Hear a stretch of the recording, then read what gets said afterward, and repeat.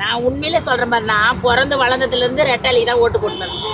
ஆனால் இப்போ வந்து விஜய் போடலான்னு நான் யோசிச்சு வச்சுருக்கேன். என்ன எங்கள் வீட்டுக்காரர் வந்து திமுகவில் இருக்காரு, முக்கிய பொறுப்பில் இருக்காரு.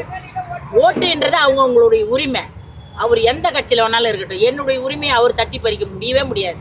எனக்கு எங்கே விருப்பமோ அங்கே தான் நான் பண்ணுவேன்.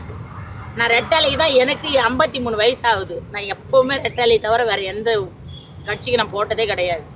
இந்த வாட்டி கவுன்சிலருக்கு கூட நான் மாற்றி போட்டிருக்கேன். ஆனால் இந்த மாதிரி முதலமைச்சருக்குன்றப்போ நான் யாருக்கும் போட்டதே கிடையாது. இந்த வாட்டி நான் விஜய்க்கு தான் போடலான்னு இருக்கேன். என் புள்ள விஜய் கட்சி, விஜய் ரசிகர் மன்றத்தில் அவன் தலைவராக இருக்கான். என் புள்ள ஒரு படம் கூட விட மாட்டான் அவனோட படத்தை. சரி வரட்டும், என் புள்ள ஒரு வாட்டி குழந்தை வரட்டும், அது என்ன பண்ணுது பார்க்கலாம்.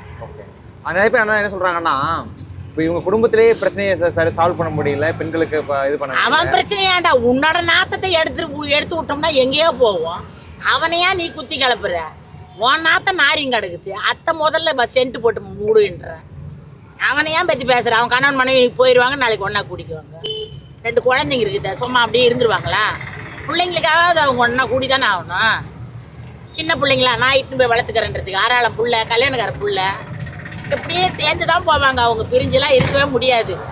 இப்போ மனசு கஷ்டத்தில் பிரிஞ்சிருந்தாலும் கண்டிப்பாக ஒன்றா சேருவாங்க. இந்த அரசியல் முடிஞ்ச பின்னால அவங்கள நல்லா பேசி அவன் இட்டுன்னு வந்துடுவான் பாரு.